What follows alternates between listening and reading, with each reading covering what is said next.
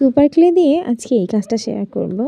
আর ১ম এ বলে রাখি অনেকদিন পরে একটা লং ভিডিও শেয়ার করতেছি।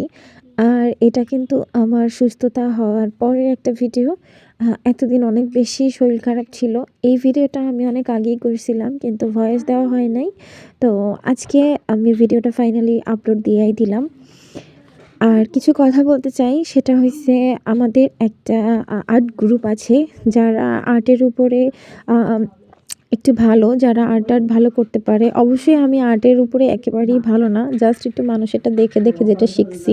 আমাদের গ্রুপে এমন আপুরা আছে যারা যে আপুদের আর্টগুলো দেখলে সত্যিই অনেক অবাক হবেন আপনারা। আর এরকম অনেক আপুরা আছে যাদের আর্টের হাত অনেক বেশি ভালো।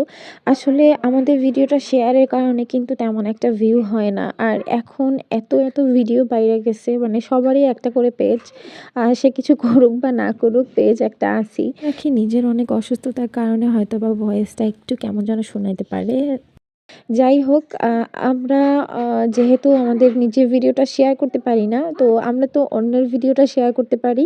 তো আজকে আমি আমার এই ভিডিওর মধ্যেই সেই কথাটা বলতে চাচ্ছি যে আপুরা আর্ট বা এই ক্লে দিয়ে যেকোনো ধরনের ক্রাফটের কাজ-টাজ করে থাকেন, তারা কিন্তু চাইলে আমাকে নক করতে পারেন। আমাদের যে একটা গার্লস গ্রুপ আছে, ওই গ্রুপে চাইলে আপনারা জয়েন হতে পারবেন। আলহামদুলিল্লাহ আপনারা দেখলে আমার পেজে গিয়ে দেখেন যদি তাহলে বুঝতে পারবেন যে আমার ভিডিওগুলোতে যেগুলোতে শেয়ার আছে ওগুলোতে মোটামুটি একটু ভালো পরিমাণে ভিউ আছে। আর যেগুলোতে কোনো শেয়ার নাই ওগুলোতে তেমন একটা কোনো ভিউও নাই।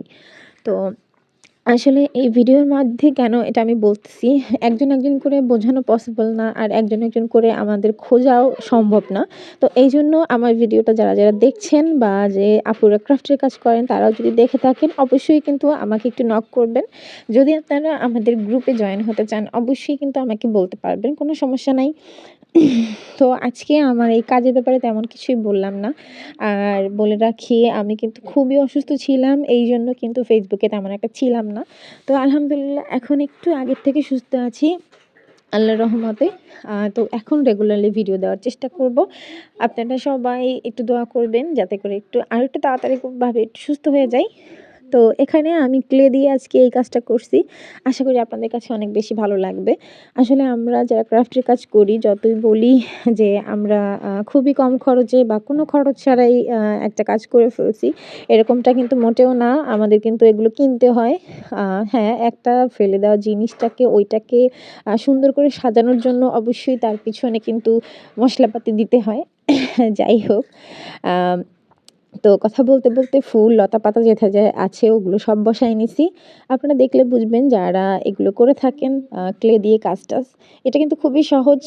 তো এটা দেখতে কেমন হয়েছে জানাতে ভুলবেন না। সবাই অনেক বেশি ভালো থাকবেন। আল্লাহ হাফিজ।